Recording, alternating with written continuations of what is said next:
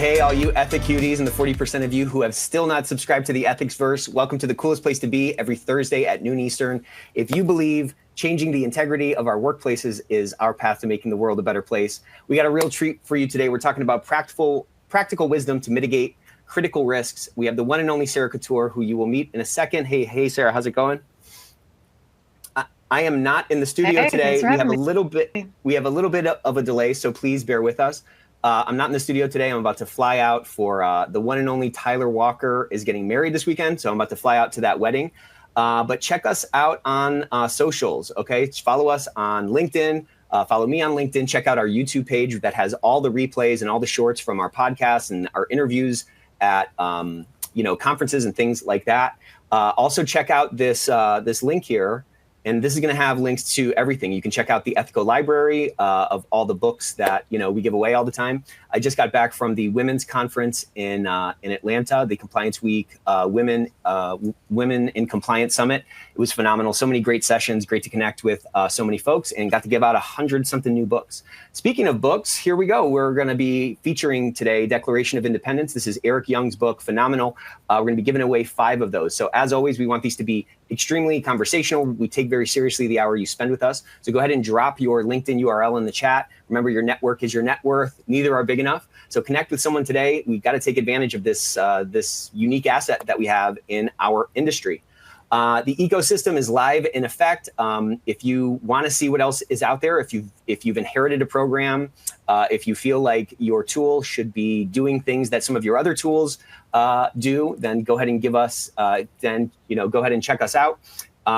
We are still doing our year free. So if you'd like to de-risk that transition, that's really one of the biggest impediments for somebody improving their program is kind of going through that change management. So this is a great way to either pull forward a new solution sooner or make sure that your transition is as easy as possible. I'm going to keep talking about this Ethicsverse survey. We have, we want to make this really good. We want to make every single week better and better. So any feedback you have, good, bad, please do share it. Remember, candor is kind. So hit us up on that survey. And I also want to give you a little sneak preview. You're going to start hearing about this. In the middle of July, we are planning, this is a big surprise. Don't tell anybody. In the middle of July, we're planning Ethicsverse Day. It's going to be a full day full of sessions. We have some real heavy hitters. We have Kenneth Polite coming. We have Hugh Chen. We have Andrew McBride coming for a panel talking about how to interact with regulators. So we have a bunch of great sessions coming up. That's going to be free, of course, for Ethicsverse members. So if you're still thinking about, don't subscribe yet. Let's show you the agenda and see if we can get you to subscribe at that point. All right, this is me. How's it going? Nick Gallo, co-CEO and chief servant at Ethico. And here is Sarah Couture. Sarah is, she was just on the Ethics Experts. She's really smart. I think you guys are going to like her a lot. She's the principal at Couture Compliance, with over 20 years of healthcare experience. She's done clinical, she's done operational and compliance roles. So she's helped a lot of healthcare organizations navigate through this regulatory landscape. And she really has a unique view and a really fresh perspective on all things compliance, but on risk assessments in particular. So we were talking about this, and we are about to jump right in now. So Sarah, welcome. Let's dive into compliance risk assessments.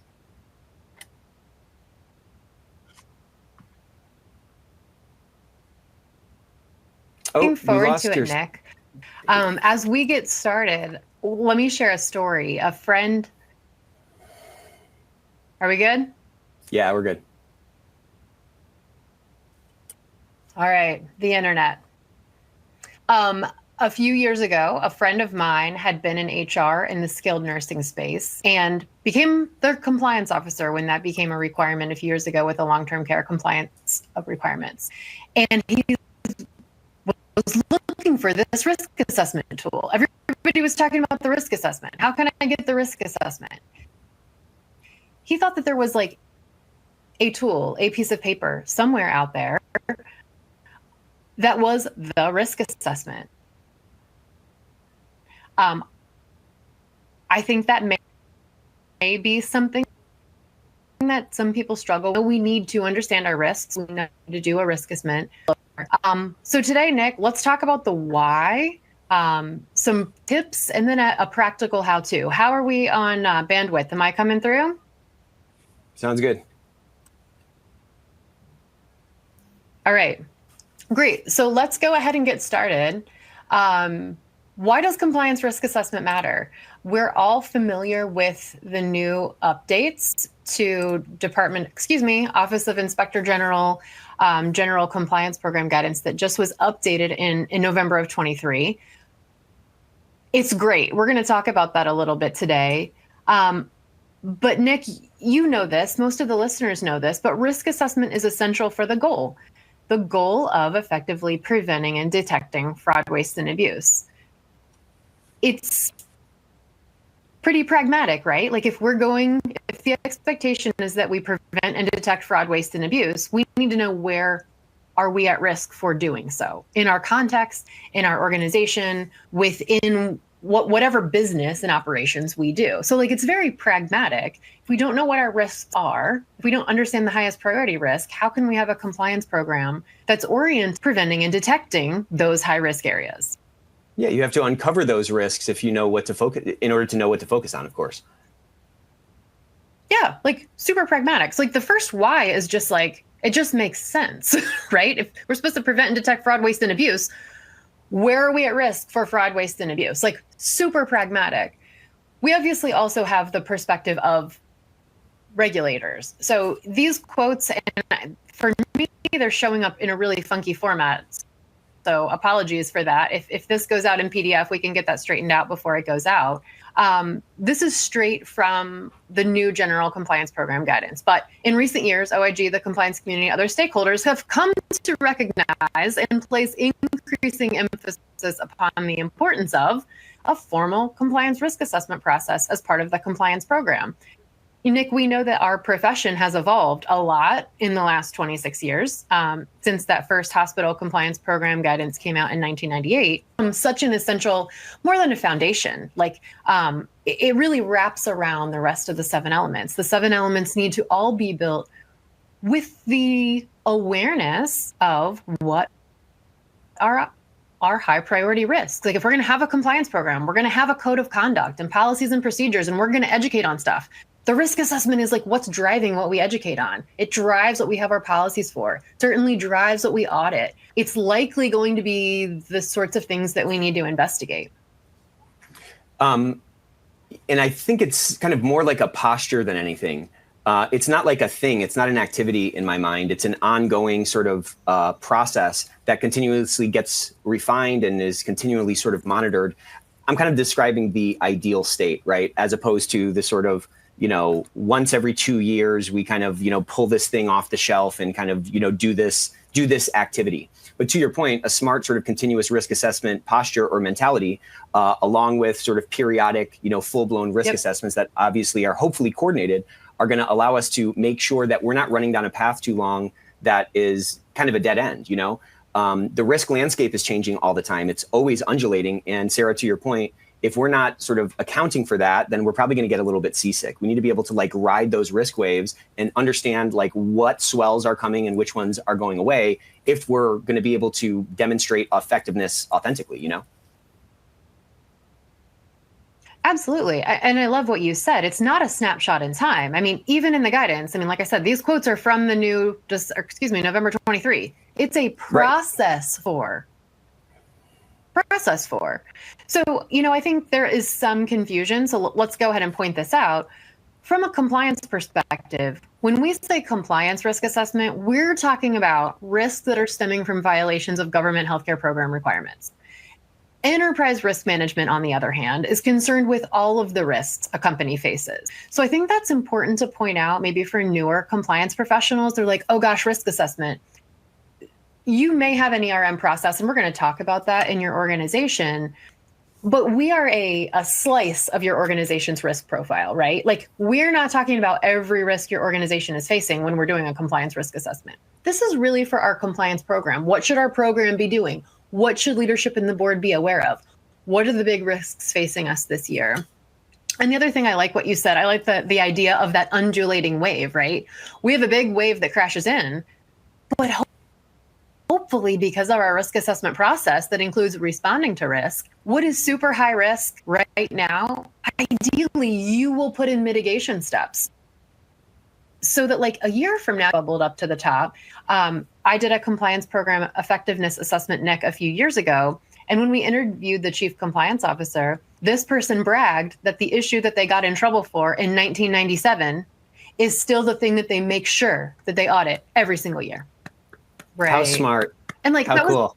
That was the chief compliance officer, Nick. Like, it made me really sad. It was just like a picture of the effectiveness of the whole approach. Like, totally. Oh my goodness, I sure hope that you fixed that in 1997 so you don't have to audit it every single year. Like, check in every few years and make sure your controls are working. But like, how sad is that? Like, that person did not understand why risk assessment and how it drives our programs. Right. Yeah, he wasn't too strategic with that risk assessment. You know what I mean? I mean, it's such a strategic tool, to your point, you know?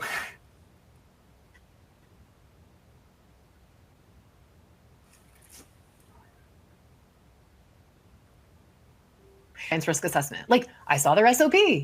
They had a documented risk assessment. And like the fact that that one thing from 1997 was like the burr in the saddle. Oh my gosh, please evolve over time. Please tell us that you solved that problem. Yeah. So we know this, but like, let's go ahead and connect the dots just in case. When a good risk assessment process, and I'm never going to say perfect. There is no perfect compliance program. There's no perfect risk assessment, right? Like when we have a good strategic, logical approach and we are doing our best at, and we've had somebody even maybe come from the outside and help us make sure it's as effective as we can get it. We know what the heavy hitters are going to be. We know the areas where we're most likely to have fraud, waste, and abuse. That leads to compliance program effectiveness. That's the goal, right? Effectively preventing and detecting fraud, waste, and abuse. So I'm convinced, I know you're convinced, risk assessment is not just a key. It is like absolute key for your compliance program to be effective and provide value. And then we know when our compliance programs are effective, these are some of the value points. People want to say compliance is not, we know it's not revenue generating, but that doesn't mean it's not value generating.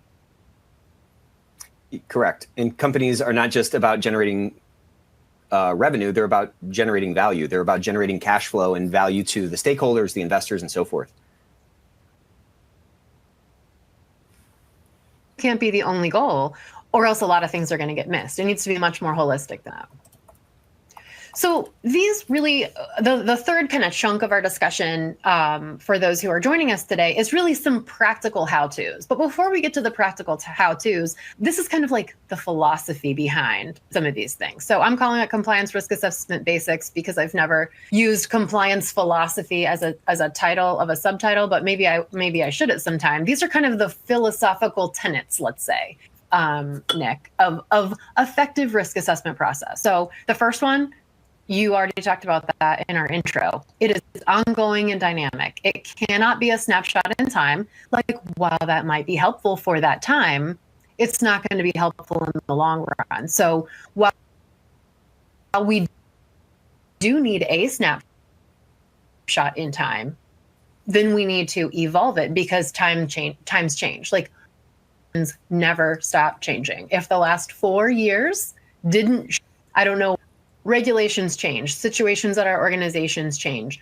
How do we keep our risk assessment and also our compliance programs on the front edge of that? So I like to think about it as an annual, like, let's document this. So we have like a line in the sand. At least each quarter, and sometimes maybe even each month, with your compliance committee, with your compliance program stakeholders, talk about those risks. Just some of the risks come from a priority perspective because some of your minimum steps, do they compare his risk radar? And all of a sudden it's like number one, right? We've got regulatory changes, we've got infection control issues and quality issues, and how are we going to even go to work? Illustration of how we need to keep our risk assessment dynamic. Yeah, and keeping it dynamic, to your point, is about keeping it top of mind and keeping it in the conversation. If you're having monthly meetings with your team or your committee, just even glancing at that and making sure that the proper, remediation steps are being taken and that, proper progress is being made on your plan can help you, not be kind of trying to solve for something at the 11th hour. We got a great question from Mitra. Hey, Mitra, how's it going? What are some of the ethical considerations involved in risk assessments, particularly when it comes to balancing risk mitigation with other organizational priorities? That's a great question. What are some of the ethical considerations involved in a risk assessment? How do we sort of balance, essentially what rocks we look under and, balance that with these other organizational priorities? How do we make time for it in a way?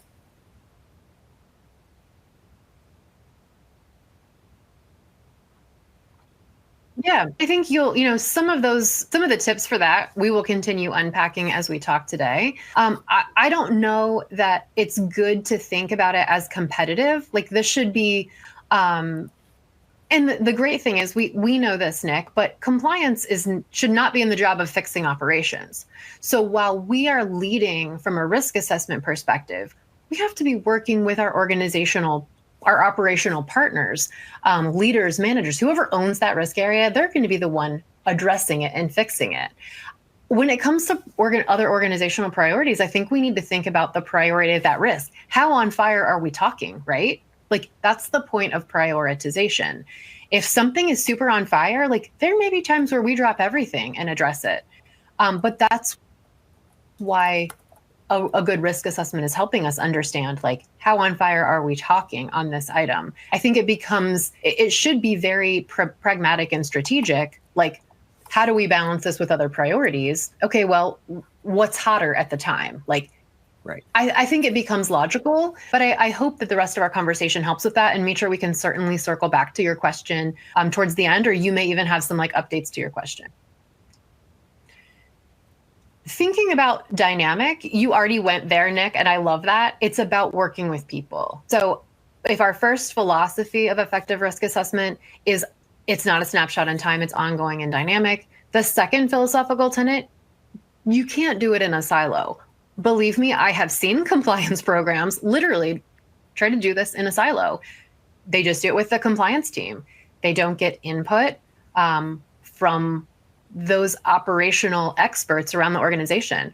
We know that the compliance team are super smart and super good at what they do. But we don't know everything. Right. We have a revenue cycle leader understands the revenue cycle a billion times more than we do, right? So we need to get their perspective on risk. We assume that those in research operations and those in the legal department and those who are coders or whatever understand risks.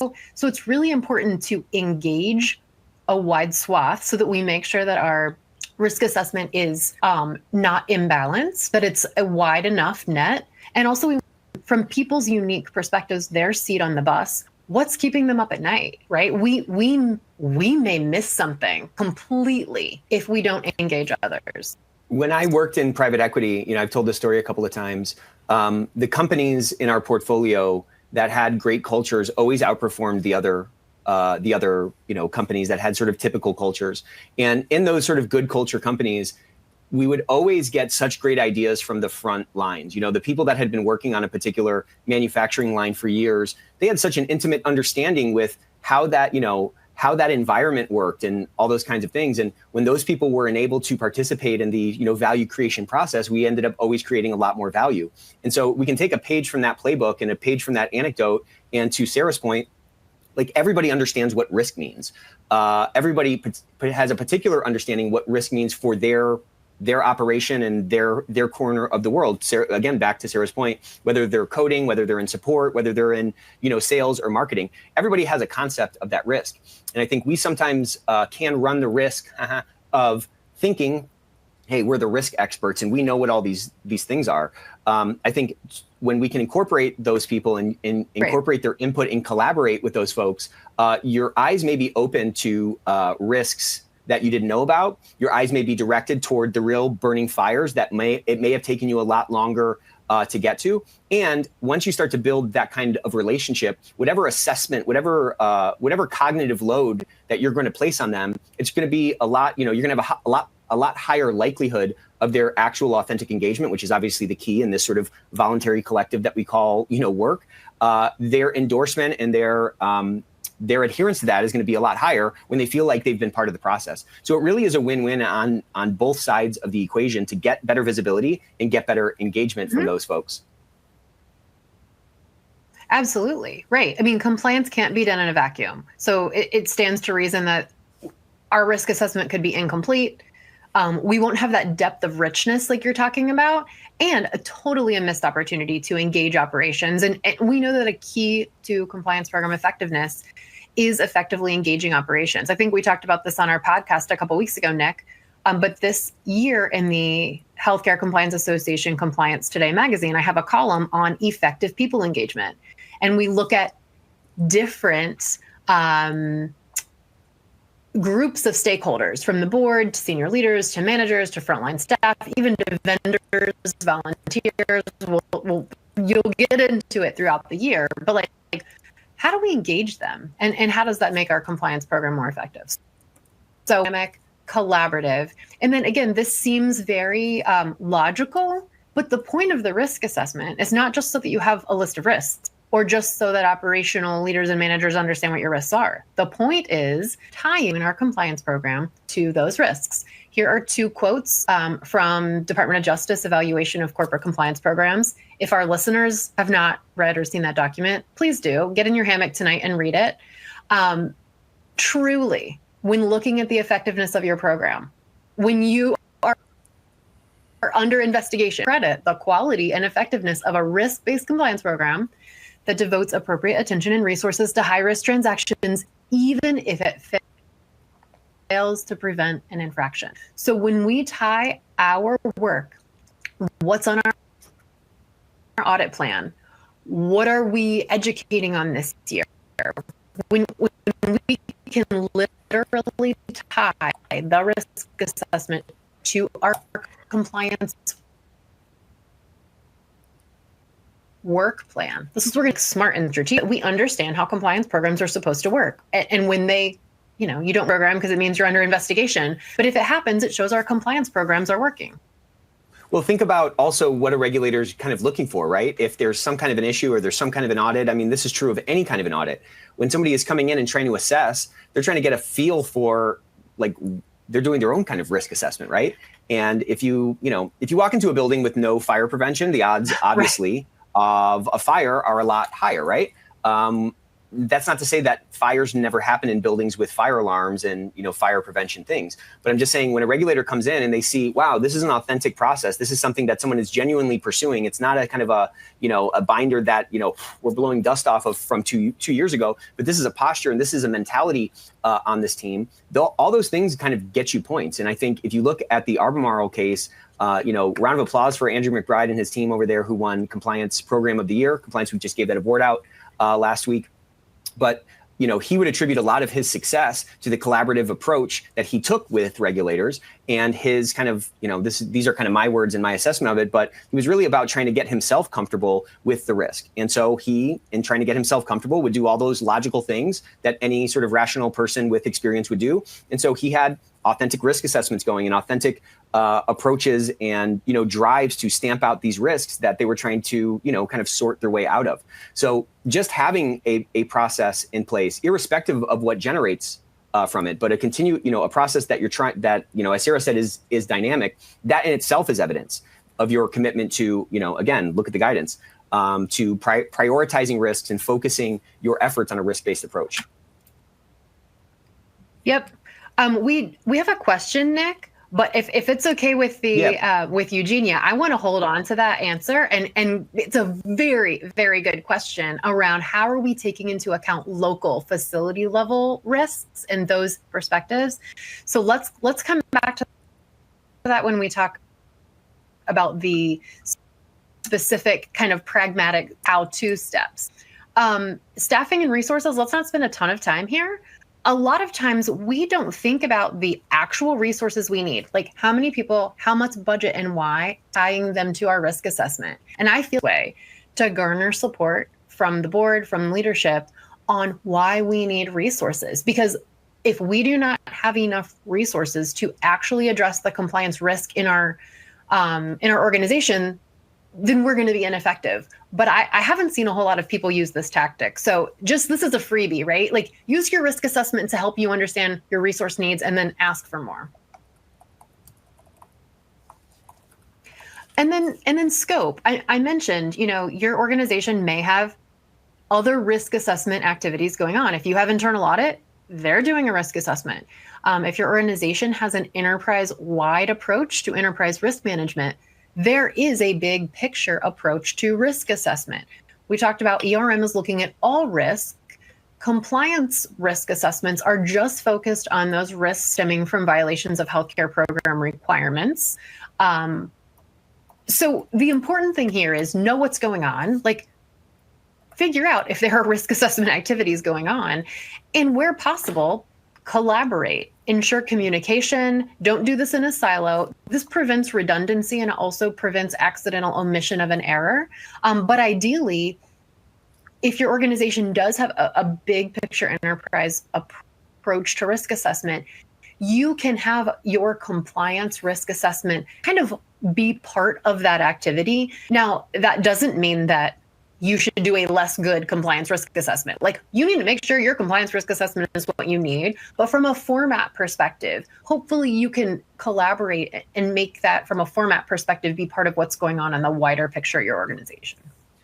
And, there is a, we're talking a lot about we can't be de-siloed. We can't be apart from the business. We need to be a part of the business, right? That goes for our risk assessments as well. And there is an error factor in every risk assessment, like in any self-reported test, personality test, whatever. There's an error factor that we tend to kind of ignore, and that is that people are answering the questions honestly and completely. And that assumption can be directly affected by the assessment load, to Sarah's point, that these folks could be, under, right? So maybe they're getting something from internal audit, maybe they're getting a safety audit. Like there's in many cases, there's multiple groups that are doing risk assessments depending on the size of your organization. And there are many cases where somebody is getting multiple risk assessments. And if those are not coordinated, they start to get the quality of the answers start to drop. And thus the quality of the target that you're running after, it becomes more fuzzy. So a little bit of coordination or a little bit of effort that gets conveyed and delivered to the people whose participation you need to get a clear picture of that risk assessment. You know what I'm saying? Like letting them know that, hey, I'm trying to coordinate this. I'm trying to be empathetic. I'm not trying to be a pain in your neck. I know doing these assessments are obnoxious. We're going to do what we can to kind of trim that down. That can help prevent that error factor, which we tend to not consider at all usually, to kind of shrink that naturally.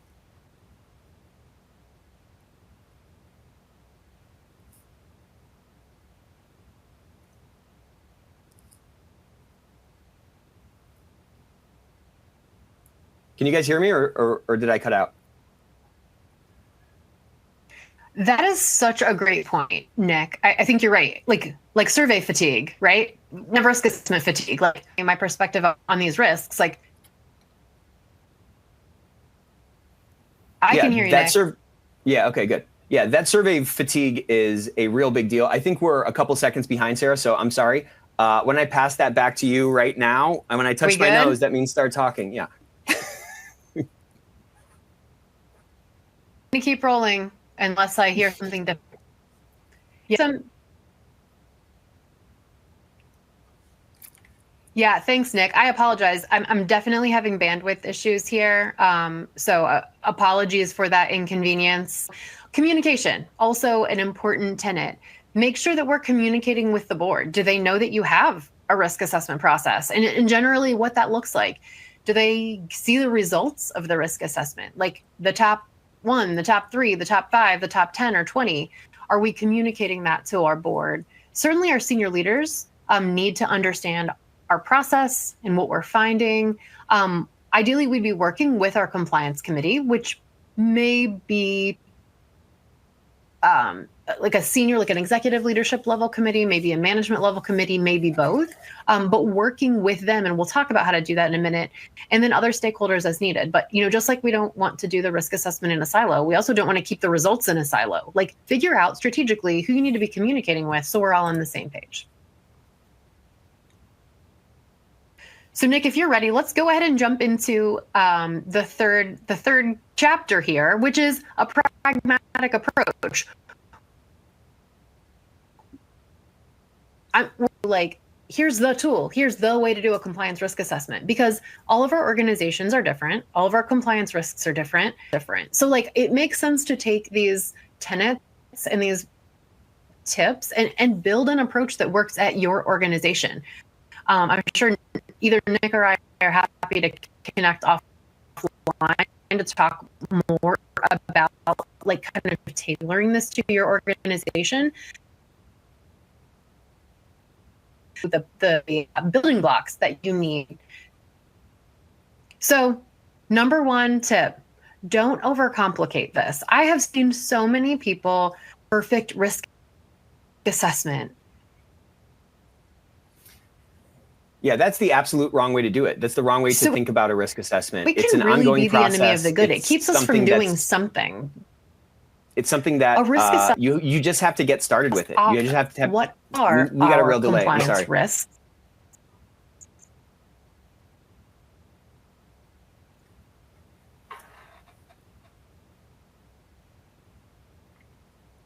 Okay, so the key here is don't overcomplicate it, okay? Perfect can't be the enemy of good.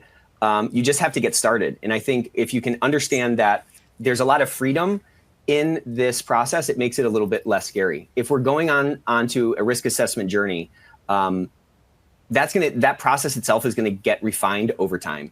And if you can think about it as you're kind of starting a new process that will be continuously improved and so forth, then that's gonna give you that freedom to just get started. Keep also in mind that, you know, there's this thing, the 80-20 rule or the Pareto principle. This is, 80% of your outputs or the things that you're trying to affect are usually driven by a small proportion of inputs. And that's true across major risk areas. This is like one of these natural laws that fractalizes, across the world. It happens on a big level and it happens on a micro level. So if you can take that kind of a lens and understand that everybody is limited, there's risk inside your organization. Your job is not to eliminate the risk and shut off all risk, but rather identify the risks that might be too big and put something, around those things to kind of control that. If you can start with that sort of Pareto principle, and let go of this idea that of perfection, the odds of you kind of kicking something off that's going to work is going to be better. At its core, get input on compliance risks, document them, and prioritize the list. This is a really important point. So Christy Grant Hart put up a post earlier this week. If you don't follow her, you absolutely should. Great content from her constantly. But she was, her post on LinkedIn this week, or a couple days ago, was all about like, make sure that you're documenting your decisions.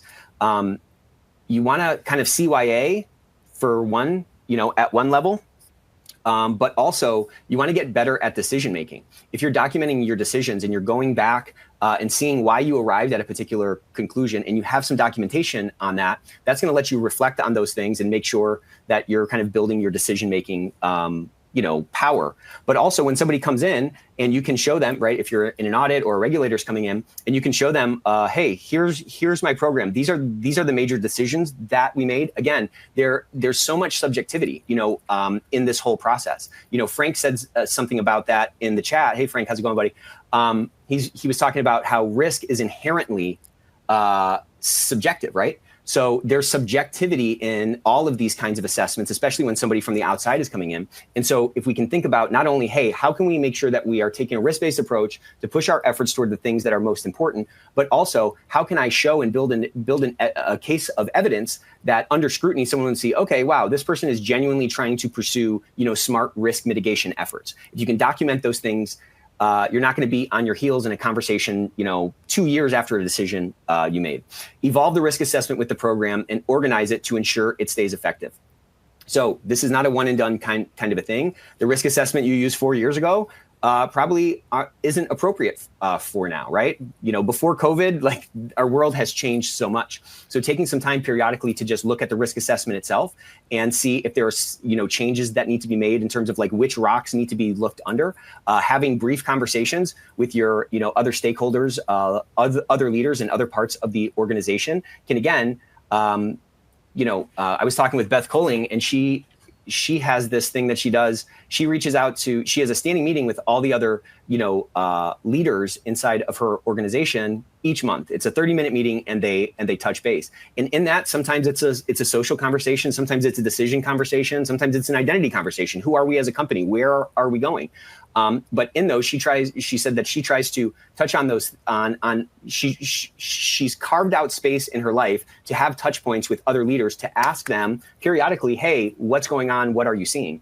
Those voices are the ones who are closest to these emerging risks and are going to be able to circle back and inform that. So those relationships are super critical. And if you have that flexibility and you're in the mindset that your risk assessment is an ongoing, evolving, dynamic thing, then you can naturally start to incorporate that additional input if you create space for those things.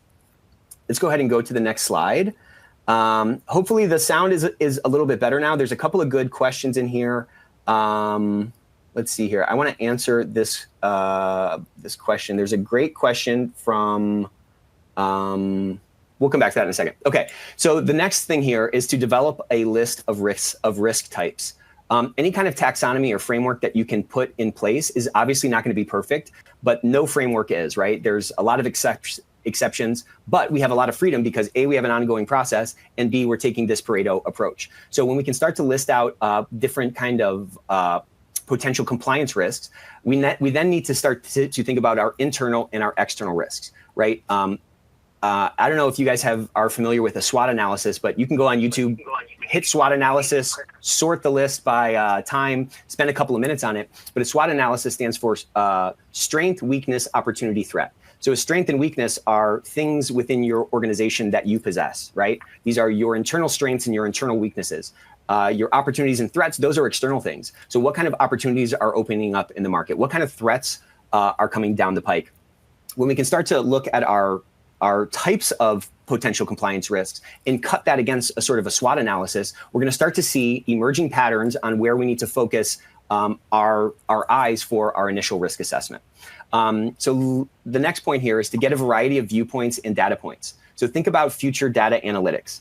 Sounds like Sarah is on the phone. Welcome back, Sarah. How's it going? Oh my gosh, I am so sorry. Wouldn't you know? Oh, good. The one day we're going to do this is the day. So anyway, Nick, you did a great job. So I mean, I could just keep listening, and this is going on. All right, well, go on mute, and I'll finish this up. Just kidding. Yeah, there you go. I think this is such a key, Nick. This goes to collaboration, right? And Mitra or someone had asked a little bit ago, what do we do with the perspectives of those in our local facilities, right? Because so much is done at the corporate level. I mean, sometimes it's literally called corporate compliance. How do we get the perspective? So I think, coming up with the right approach. How do we get the perspectives? Do we do a survey? Do we do interviews? Do we do a mix of survey and interviews? Strategizing with your compliance team, your compliance committee on whose perspectives do we need? We want to make sure that we touch all of the pertinent and appropriate risk areas. What level of people do we want to get perspectives from? There may be times we want to get frontline perspectives, right? But you need to think from a strategic perspective. How do we make sure that someone has reported to us, that we've looked under the rocks to know what the risks are? We're not talking about how we're mitigating them. We are literally just getting the list of the potential risks facing our organization. Something that I've seen when I've done risk assessments is people are like, well, that's not a risk here because it's not happening right now. But like, if it could happen there, it is a risk there. So we don't just want to capture things that are happening. If that's an incomplete risk assessment, what could happen? There are so many different both viewpoints, leaders, managers, employees, and data points. Think about how much data we have in a compliance program. We're getting hotline reports. We see industry trends. We know, the regulatory agency updates. We know what they're auditing. We have the OIG work plan. enforcement actions, I think, are great. I hope everybody's spending time each month reading what OIG is posting. They repost DOJ press releases on their website. That's what your peer organizations are getting in trouble for. Those things, if you're doing that activity, should be part of your risk assessment. Other activity, from a risk area perspective, where we've already audited and we have results, like, think about that, how that should just be a data point. Like, at this point, we're just talking about capturing the risk. And to your point earlier, Nick, and I think one of the attendees mentioned this is not a perfect process. This is highly subjective. But we are leveraging the experts around us and the perspectives around us, and to try to help some of that subjectivity become objective. We're essentially trying to objectifying some of the subjective. Yeah, that's exactly right. We're trying to put some numbers or some data points around some of this subjectivity so that we get some semblance of objectivity to, again, objectively direct our efforts in, a better way, a more effective way. Yep, absolutely. So how nice is it for us to be talking in real time now? How nice is that? It's so great. Yeah. Oh my gosh. All right, we're back. Yeah. I wish if we could turn back time and have perfect internet today, but such is life. So all good. Don't overcomplicate it. Nothing's perfect. You know what I'm saying? We just adjust and we just keep moving forward. It's all good. Right, exactly. Just keep rolling. So get your list. What are the likely or potential risks? Make sure that you get a wide enough view from individuals and from objective data and what the government is looking at that it lands on your list. So, like, if you've never done this before and you do what Nick and I just said on slide 2, you could end up with like 150 things on this list. And I'm not kidding. For the first time that people do a risk assessment, whether a compliance risk assessment, enterprise risk assessments obviously tend to have more things on them. It absolutely blows people away. Like, oh my gosh. And it's very overwhelming. It really shouldn't be overwhelming. It should be like, okay, good. We have one spot where we know where everything sits, right? Like, it should be like, all right, yeah, this is a lot. We haven't prioritized them yet, though. Right. And at least everything is in one spot. Before, it was in 80 different spots, right? The brains of 80 different people. heads. Exactly. Yes, exactly. So, like, at least we've consolidated it. So now we have to come up with, how do we prioritize this? And there's a friend of mine has a really good model, and she asks people, what are the 3 or 4 biggest risks, not that exist sort of irrespective of controls? And then she says, what are the biggest risks that you think you're actually facing right now? And the difference between those 2 lists are going to give you some insights on where might you need to test to see if a new control is needed, and where might you need to look and see if the current control is sufficient or not. Because many times, a local leader, they treat their, we had a talk about this recently. They treat their internal control. Yeah, it was last week. We were talking about internal controls. Like, a lot of folks treat that as sort of a static process, and they're not refining it over time, and they're not sort of retesting it and monitoring the efficacy of those kinds of controls. So, there is obviously a risk, and someone saying, yeah, there's no risk there because we have it handled, when we actually don't. Yeah, there's no risk of a fire in the left wing because we have a smoke detector there. Well, you got to test that smoke detector and make sure that the battery's in it. That's kind of the point. Mm-hmm. Yeah, totally. And a great example, doing a compliance program effectiveness assessment a few years ago at a system, their risk assessment process did not take into account controls. So, like, these 3 bullets here are the sub-bullets. How do we prioritize? How likely? What would the impact be? And are we doing anything to control it right now? Theirs did not include that control factor. So every single year, they had the same high-risk issue, which they felt like at their organization was payments to physicians. So they were doing all this auditing, all this work for a risk that they had already controlled because they weren't taking that into consideration. So, like, how likely is it? It might be super likely. What would the impact be? It may be insane. But we actually have really good controls around this risk, so it shouldn't hit high. It almost becomes like if sub-bullet 1 and sub-bullet 2 are numeric with a plus sign in front of them, the third bullet point has a negative sign in front of it. It subtracts from the total risk score because that one's controlled. Now, do the controls work? Is anybody testing them? that should be part of your consideration, certainly. But we have to make sure that we're not just thinking about how likely and what would the impact be, but how are we already controlling it? Again, that's logical, it's strategic, but not everybody's thinking like that. Well, it's so funny that everybody's not thinking about it, because I think the pants problem kind of is a great illustration of what we're talking about here. So the pants problem is that you've lost a bunch of weight, or the pants you have don't fit anymore. And the problem is the risk that like those pants are going to fall down in public and you're going to be wildly embarrassed. Okay. So, but good thing you have a belt, right? You have a belt. So what's the real risk at that point? Okay. Maybe you have to test the belt to make sure the belt's not going to break. But every single day being like, oh my gosh, add another belt to the mix, add another set of suspenders. I mean, at some point, well, belts and suspenders, you look ridiculous. But, you know, the point is there. It's so funny that we don't think about that with, you know, ourselves. And yet that sort of flawed thinking comes into something that can have long-standing, long-lasting implications in waste in terms of how this, you know, process is administrated and how painful the risk. I mean, imagine going through a list of 150 of those where there's been no consideration for the controls in place. Is that going to drive like high engagement from the other people who are who are collaborating on it? I mean, it's insane. Yeah, exactly. Nobody's going to want to ever do this with you ever again, right? Because it's not logical.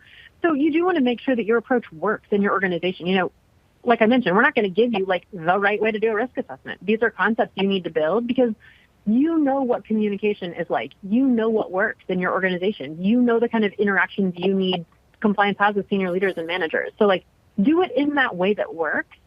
And then from a prioritization perspective, there's not even like a right way. I have seen people do like 1 through 5, where you rank them, or 1 through 10, or a high, medium, and low, or red, yellow, green. Like there's not a right or wrong. It's what's the best fit at your organization. I personally like numbers, even though I wouldn't say that I love math, because I like that you can subtract. Like you can add for likelihood and impact, and then you can subtract on internal controls. That works for my brain. But like I've seen people do it in a lot of ways. So it's less important how you do it, and it's more important that A, you do prioritize them, and B, that you don't do that in a silo either. Because yeah, I mean, you just have to get close. I mean, it's horseshoes and hand grenades at some level, right? Like unless it's a raging fire, which is going to be totally clear on its own. Right.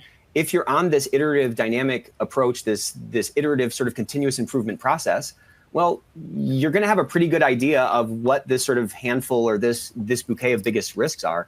I really like the numbers thing, you know, especially when you have different participants involved and, you know, giving, you know, rate these things on 1 to 5 across like, you know, impact and, you know, frequency or likelihood or something like that. You know, maybe, you know, something we do in our company is like you rate it 1 to 4 so that there's no kind of fence sitting allowed. But just doing something is going to spur on a conversation and give you something, to Sarah's point from before, something objective to talk about. And I just think that's always more collaborative. It's always more sort of productive than talking in anecdotes and, you know, edge cases and theories. Sure. And I think it's also helpful to define those. So like Nick, at your organization where you have a 1 through 4, have you all assigned like definitions, like what a 1 means, what a 2 means, what a 3 means? Because that essentially you're defining risk tolerance at that point. So good point.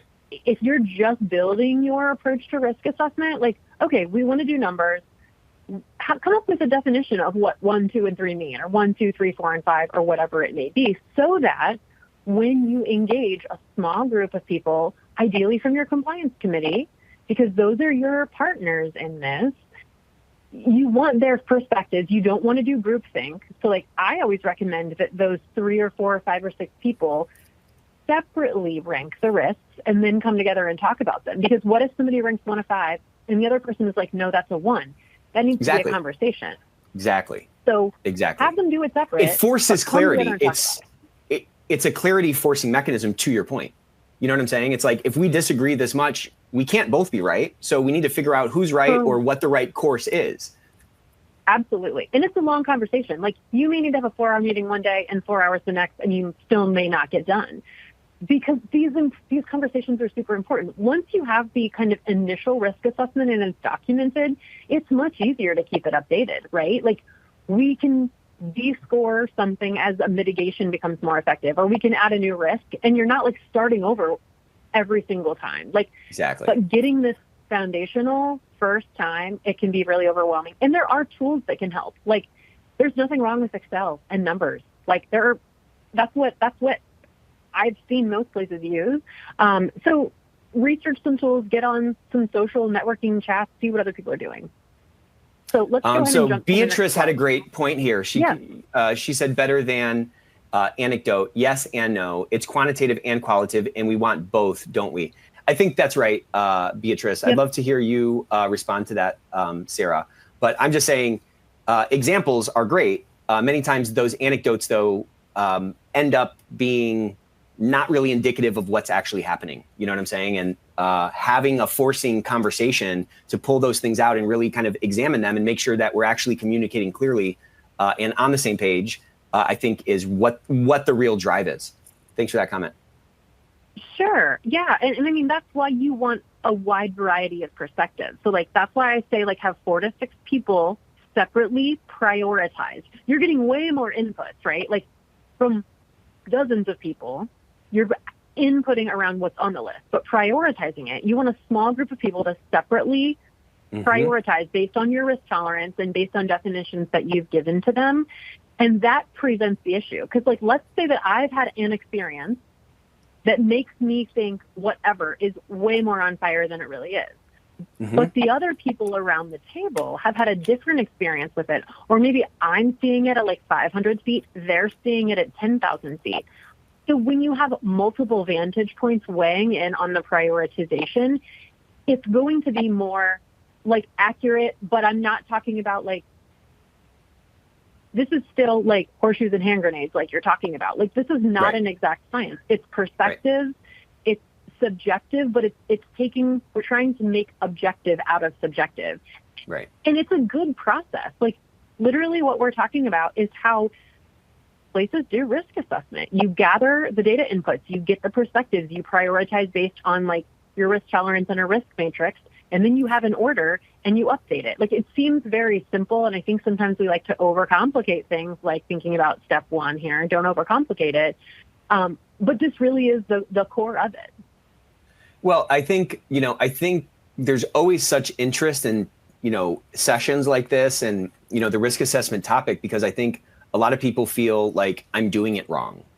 Like, agree. They get a glimpse of how somebody else is doing it, or they get a glimpse of some kind of a dashboard that's from some tool that someone's using, and they're like, shoot, I don't have that. I must be doing it wrong. And I think to your point, Sarah, I don't know if you can really do it wrong if you're actually trying to do it. Like if you're actually trying to do a risk assessment and you're doing some of these principles, like you're not really doing it wrong. You might be at a more nascent stage of what it might grow into. You know what I'm saying? But like, I just don't get paralyzed by it. Like you can literally do it on a sheet of paper with a couple of Zoom meetings with your counterparts in other departments to get started, Absolutely. No, that is it. I mean, that's like our takeaway. You got us to the takeaway, Nick, before we're even there. Like, I think that's the message today. Like, don't be paralyzed. Just do something. Get inputs on your risk, figure out how to prioritize it, and then orient your compliance priorities around the risk. How many staff people do we have? How much money do we have? How much time do we have to do X number of audits? How many of these things can we address? If 75 things were on your list, you don't have time to address 75. But guess what? You put them in priority order, so you know your top 5.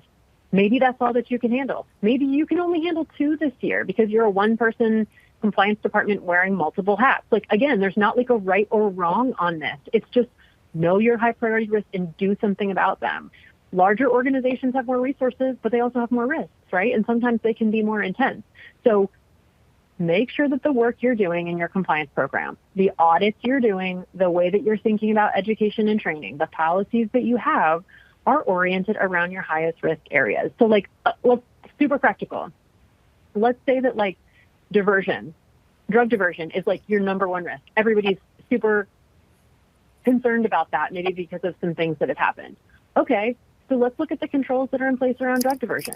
Have we done any education? Is anybody doing any monitoring? Is there auditing going on? Do we have a policy and procedure? Like, this is our highest risk area, super pragmatic, super strategic. What is our organization doing about it? And how can compliance kind of figure that out, right? Like, what controls do we have in place? How do we know they're working or not? That's our job to do. I love all the hearts and thumbs up and stuff. It's like super encouraging. So glad everybody likes this example or something. But like, again, super pragmatic. You can't do it wrong. You know what your highest risks are. So what is the compliance program going to do about it?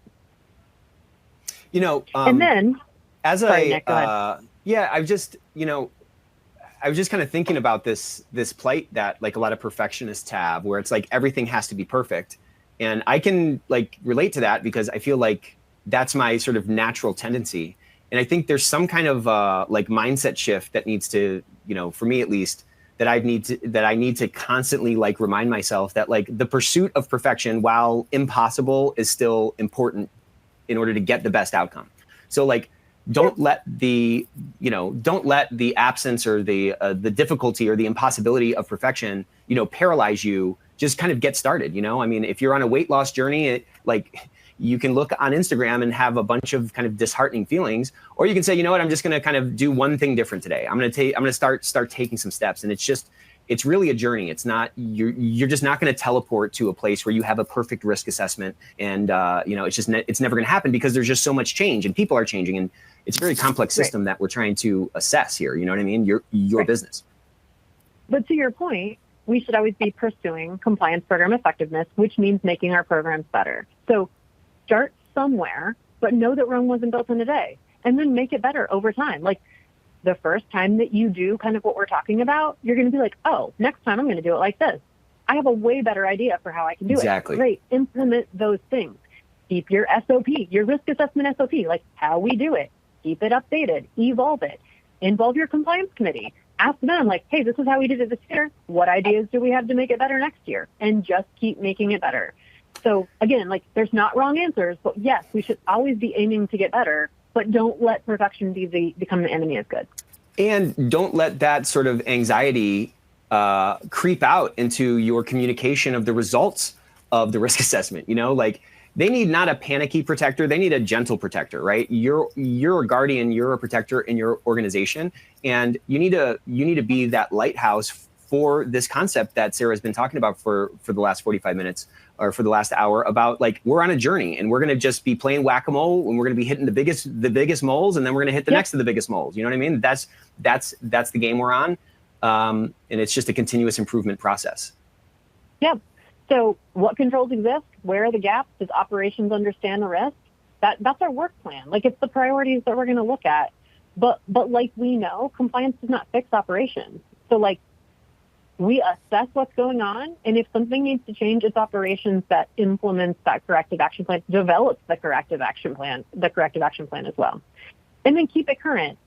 Talk about it. Don't just sit it in a binder on your shelf and come back to it 5 years later. Like it's a living, breathing document.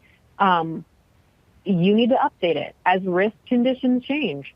Add to it as things become mitigated and more controlled. They should decrease in priority. Work with your compliance team. Work with your compliance committee.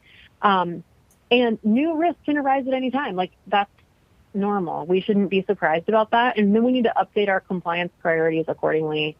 We know this, but like document it. Document your process. Keep those documents updated. Document what you do.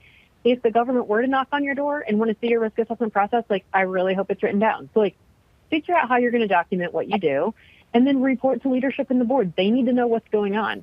The board is responsible for oversight of the compliance program. So they need to understand the risks and what the organization is doing about it.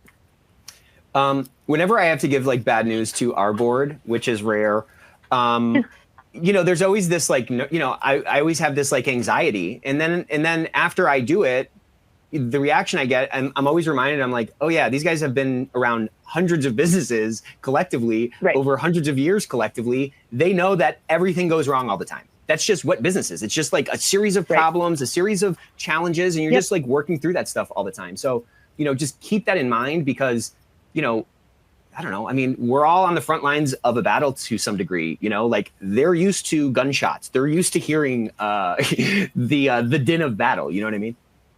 Yeah, no, great point.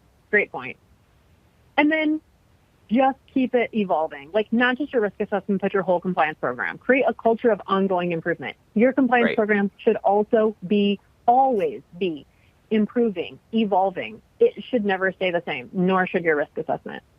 So we've got 1 minute left. I think we made it through. Apologies for the technical difficulties here. I hope this was helpful. But like, if you haven't done it, just do it. Like, get started somewhere, whether that's a piece of paper with 5 diverse minds. Get started. What are our risks? How do we prioritize, develop a process, and then keep it evolving?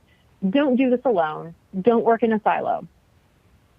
I promised Sarah I wouldn't do this and make a commercial for her, but check her out at Couture Compliance. She's really, really phenomenal. You got a taste of the type of perspective that she has, that pragmatic approach. Reach out to her. Definitely follow her on LinkedIn if nothing else, but she's phenomenal, has a ton of great insights, so go ahead and reach out to her there. And yeah, see, a little rocky, but all good, right? Nothing's perfect. We just keep moving forward anyways. Go ahead. Yes, exactly. It's like risk assessment, right? I mean, exactly. It's not we planned this is the point. We planned this. That's what I wanted you guys to know. I love it. That's awesome. Nick, thanks for the opportunity. Yeah, I thanks for coming. enjoyed interacting with the audience. All right, very good. We'll see you guys all next week. Oh, and check out Sarah's episode on the ethics experts. It's one of the best ones we've had in a while. So love you all. Fun See you for next. sure. So fun. See you guys next week.